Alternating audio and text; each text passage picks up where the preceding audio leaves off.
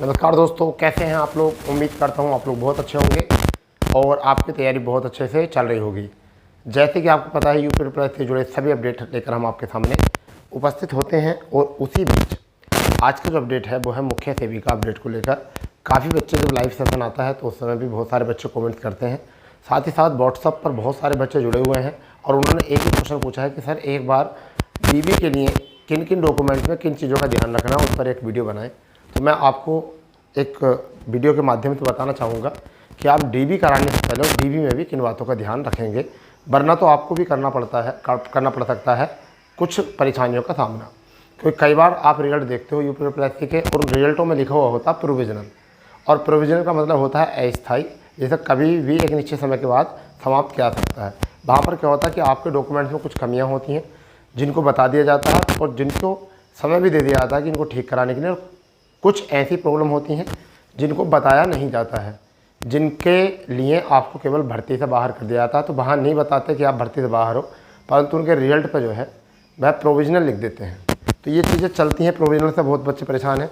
मुख्य सेविका result dB में इन बातों का रखना होगा ध्यान। इसी को दिमाग में रखते हुए मैं आपको बताने वाला हूँ कि जैसा आपको पता है कि मुख्य सेविका रिजल्ट जो है वो अब सब बच्चों के दिमाग में चल रहा है, क्योंकि आगे जो कंडीशन है वो अगले माह जुलाई में कोर्ट खुल जाएगा। और कोर्ट खुलने के बाद में जो है आपका स्टे जो है मुख्य सेविका से हटने के बाद तुरंत जो है उसका रिजल्ट जारी किया जाएगा 4 से 5 दिन के अंदर अंदर ही, और फिर उसका डीबी आपका शुरू हो जाएगा। और डीबी में किन बातों का ध्यान रखना मैं आपको बताने वाला हूँ। पहले तो आप ये देखो कि डीबी में आपके लिए आवश्यक क्या क्या चीज़ें हैं। कुछ नहीं, आपको मैं बताना चाह रहा हूँ। सबसे पहले तो आपका डीबी फॉर्म, जो आपका फॉर्म होता है जिसे हम कहते हैं 4 प्रपत्र, 4 जो प्रपत्र मिलते हैं आपका, वो चीज़ होनी चाहिए आपके पास, ठीक है। क्योंकि वही आप भर के लेके जाओगे तभी जाकर जो है आप लोगों का डीबी होगा, ठीक है भाई। तो एक तो प्रपत्र 4 होता है, वो आपके पास होना चाहिए। दूसरा आपके पास आधार कार्ड होना चाहिए, आधार कार्ड या कोई भी आईडी। तीसरा आपके पास जो है वह आधार कार्ड के बाद में हाई स्कूल 10वीं मार्कशीट और प्रमाण पत्र। अब देखिए, अब जो है नई मार्कशीट में जो प्रमाण पत्र और मार्कशीट एक ही साथ आ रही है, प्रमाण पत्र जिसे सनद कहते हैं। वहीं पर आपके पास जो है 12वीं का मार्कशीट अंक तालिका जिसे कहते हैं, और प्रमाण पत्र आपके पास होने चाहिए, ठीक है। वहीं पर अगर 5वीं बात करते हैं तो क्या होना चाहिए आपके पास, ठीक है, स्नातक डिग्री होनी चाहिए। डिग्री ना हो तो आपकी प्रोविजनल डिग्री होनी चाहिए, प्रोविजनल डिग्री आपकी होनी चाहिए। यदि आपकी विद्यालय से डिग्री नहीं मिली है तो आप अपनी यूनिवर्सिटी में जाकर प्रोविजनल डिग्री निकलवा सकते हैं। अब ये डिग्री कौन सी, जो शैक्षणिक योग्यता मांगी है उसी के अनुसार, शैक्षणिक योग्यता जो मांगी है उसके अनुसार आपके पास होना चाहिए। फिर इसके बाद में आपका, अगर आप जनरल से हो तो जनरल वालों के लिए क्या होना चाहिए आपके पास। जनरल वालों के लिए मैं बता रहा हूँ, जनरल वालों के लिए स्थायी प्रमाण पत्र ये होना चाहिए, ठीक है। ओबीसी वालों के लिए स्थायी, ये तो सभी के लिए होना चाहिए, यानी कि स्थायी प्रमाण पत्र सभी के लिए, स्थायी प्रमाण पत्र, ठीक है। ओबीसी, एससी और एसटी जाति प्रमाण पत्र होना चाहिए। ईडब्ल्यूएस, ठीक है, इसमें ईडब्ल्यूएस सर्टिफिकेट होना चाहिए, ईडब्ल्यूएस प्रमाण पत्र होना चाहिए, ठीक है। इसके बाद आपके पास जो होना चाहिए वो आपके पास 2 फोटो होने चाहिए, 2 पासपोर्ट साइज फ़ोटो ये आपके पास होने चाहिए। फिर अगर आगे आप चाहते हो, जैसा आपके कोई मान लीजिए अधियाचन है, जैसे कि एनसीसी, अगर आपके पास एनसीसी सर्टिफिकेट है तो ये भी लगा दो, ये ऑप्शनल है, प्रमाण पत्र ये ऑप्शनल है, ठीक है, ये ना भी होगा तो भी चलेगा, ऑप्शनल है। वहीं पर आपका क्या होता है, एक टीए यानी प्रादेशिक सेना प्रमाण पत्र होना चाहिए, वो होगा तब भी चल जाएगा, ये दोनों ऑप्शनल है, ठीक है। वहाँ पर एक और आपका होता है अधिमान में आपका कोई और डिप्लोमा अगर होता है तो उसको भी लगा दो, वरना तो ये भी ऑप्शनल है। तो ये चीज़ें आपको जरूर होनी चाहिए, कंपलसरी आपके पास ये चीज़ें होनी जरूरी हैं। इसके सिवा वैसे और किसी चीज़ की आवश्यकता होती नहीं है, ठीक है। डीबी फॉर्म आपके पास होना चाहिए, ठीक है। आपके पास आधार कार्ड या कोई आईडी होनी चाहिए ज़रूर, कोई भी आईडी आपकी चलेगी। 10वीं की मार्कशीट आपकी इसमें ही जन्म प्रमाण पत्र के लिए है, 10वीं मार्कशीट काम कर जाती है, ठीक है। 12वीं मार्कशीट प्रमाण पत्र हो जाएगा आपका।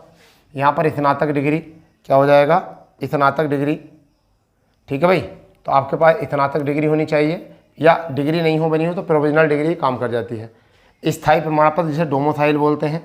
ओबीसी एससी सर्टिफिकेट, ओबीसी का 3 वर्ष का होना चाहिए, ठीक है, बना हुआ, और एससी एसटी का तो कभी का भी हो चल जाएगा प्रमाण पत्र आपका। ईडब्ल्यूएस का उसी वित्त वर्ष का हो जिसकी बात कर रहे हैं हम, तो जिस वर्ष में आपकी वैकेंसी थी उस वर्ष का भी हो, और फिलहाल में अब भी जो चल रहा है उसका भी आपको रिन्यू करा हुआ होना चाहिए। भर्ती 2022 की तो जब का भी होना चाहिए, और अब डॉक्यूमेंट 2024 में होंगे, डॉक्यूमेंट 2024 का भी यहाँ पर होना चाहिए, ठीक है। 2 पासपोर्ट साइज़ तुरंत आपके खिंचे होने चाहिए जो अभी के हाल ही में हो। ये आपका केवल क्या है, ऑप्शनल है। ये चीज़ें जाइए, इसके सिवा और कुछ ज़्यादा ले जाने की आवश्यकता ज़्यादा नहीं होती है। फिलहाल में ये चीज़ें ज़रूरी हैं आपके लिए, ठीक है, ये चीज़ें आपके लिए बहुत ज़रूरी हैं। अब आती है दिक्कत कि किन चीज़ों का ध्यान रखना है, चीज़ें वो क्या है ध्यान रखनी है। देखिए आईडी, ठीक है, मार्कशीट, 12वीं मार्कशीट और स्नातक मार्कशीट, ठीक है, स्थायी प्रमाण पत्र, जाति प्रमाण पत्र, ईडब्ल्यूएस प्रमाण पत्र, इन सभी में आपको क्या क्या ठीक होना चाहिए, क्या क्या गौर की जाती है। सबसे पहले देखा जाता है उम्मीदवार का नाम, उम्मीदवार का नाम सही होना चाहिए, नाम सही, ठीक है। दूसरा पिता का नाम, पिता या पति का नाम, ठीक है। तीसरा माता जी का नाम, माता जी का नाम, ये भी, इनमें कोई भी एरर नहीं होनी चाहिए, यानी कि किसी की स्पेलिंग में कोई मिस्टेक नहीं होनी चाहिए। अगर स्पेलिंग मिस्टेक है तो आपको टाइम दे देंगे वो, और अभी भी आपके पास टाइम है, आप इन्हें ठीक करवा सकते हो अपने स्कूल या अपनी यूनिवर्सिटी से जाकर, ठीक है। आरी बात समझ में। ये पिता माता का नाम, ठीक है। जन्म तिथि सब में एक होनी चाहिए, जन्म तिथि सब में आपकी एक होनी चाहिए, ठीक है भाई, सब में एक होनी चाहिए। स्थायी पता अगर 19-20 होता है तो वो चल जाता है, स्थायी पता 19-20 होता है तो चल जाता है, परंतु ये चारों चीज़ें जो है पहले होनी चाहिए अच्छी। उम्मीदवार का नाम होना चाहिए, ठीक है, पति पिता का नाम सही होना चाहिए, माता का नाम होना चाहिए, जन्म तिथि, ये सब ठीक होने चाहिए। क्या क्या ऑप्शनल रहते हैं, अगर स्थायी पते में कुछ मिस्टेक है, जैसा कई बार ऐसा होता है मझला सियाली, मझरा सिहाली दे दिया नाम पर, जैसे एक बच्चे की प्रॉब्लम थी और कहीं दे दिया सिहाली मझरा, ठीक है, तो ये चल जाता है, इसमें कोई एरर नहीं होती स्थायी प्रमाण पत्र में, ठीक है। इसमें कोई होता नहीं, क्योंकि 19-20 हो सकता है, जो उपनाम होते हैं उनमें चल जाता है, इसमें निकालते नहीं है वो, ठीक है। रही आगे बात एक और होता है कि कुमारी, ये कहाँ तक लिखा हुआ, 10वीं में लगा हुआ है, 12वीं में लगा हुआ है नाम पर, ठीक है, ये लगा हुआ है कुमारी, परंतु स्नातक में कुमारी नहीं लगा हुआ है, कुमारी लगा हुआ नहीं है, तो क्या इससे बाहर निकलेंगे, नहीं। ये एज का खेल होता है, क्योंकि स्नातक जब करते हैं उस समय पर कुमारी लगाना जरूरी नहीं होता है, और कुछ के नाम के आगे लगा होता है, तो ये तुम्हारी ज़्यादा बड़ी प्रॉब्लम नहीं है, इस प्रॉब्लम में आपको कोई दिक्कत नहीं आने वाली है, ठीक है। परंतु हाँ, अगर आपकी इस चीज़ में ये मिस्टेक है, इनमें अगर कहीं भी मिस्टेक है तो आप इनको जल्द से जल्द सुधरवा लीजिए, इनमें कोई भी माफ़ी नहीं होती है, ये बात याद रखनी है, ठीक है। इस वाले शब्द में कोई दिक्कत नहीं है, इसमें कोई दिक्कत नहीं है, कुमारी उमारी में, ठीक है। हाँ, माता जी के नाम में गड़बड़ हो जाती है, माता जी का नाम बिल्कुल सही होना चाहिए, पिताजी का नाम बिल्कुल सही होना चाहिए, उम्मीदवार का नाम बिल्कुल सही होना चाहिए, जन्म तिथि सही होनी चाहिए।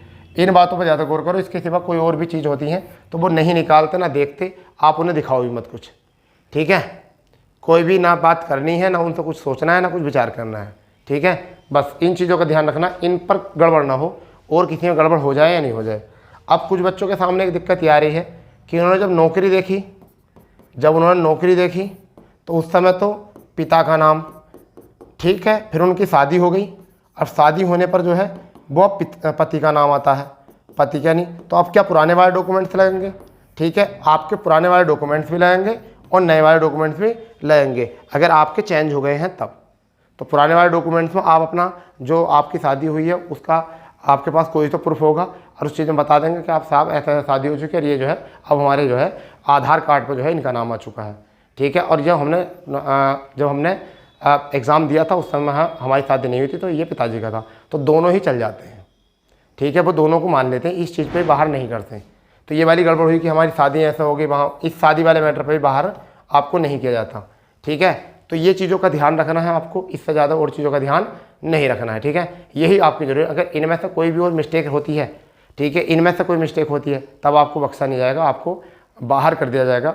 ठीक है, यानी आपके डॉक्यूमेंट्स, आपके रिजल्ट पर प्रोविजनल लिखा जाएगा। तो थोड़ी सी मिस्टेक है, सभी बच्चे जो हैं अपने अपने जो हैं डॉक्यूमेंट जरूर एक बार चेक कर लें कि सही है क्या। इस वीडियो को देखने के बाद में एक बार डॉक्यूमेंट जरूर चेक करें कि ये नाम वाम सब आपके सही है नहीं है, और जिनकी थोड़ी बहुत मिस्टेक है वो कमेंट्स बॉक्स में जरूर बताएंगे कि सर हमें यहाँ पर भी दिक्कत आई है, प्रॉब्लम आई है, फिर मैं आपको जवाब देने की कोशिश करूँगा। ठीक है, चलिए दोस्तों, तो जानकारी अगर पसंद आई हो तो चैनल को सब्सक्राइब कर देंगे, बेल आइकन ऑन कर देंगे। तो मिलते हैं नई अपडेट के साथ, जब तक के लिए जय हिंद, जय भारत, वंदे मातरम।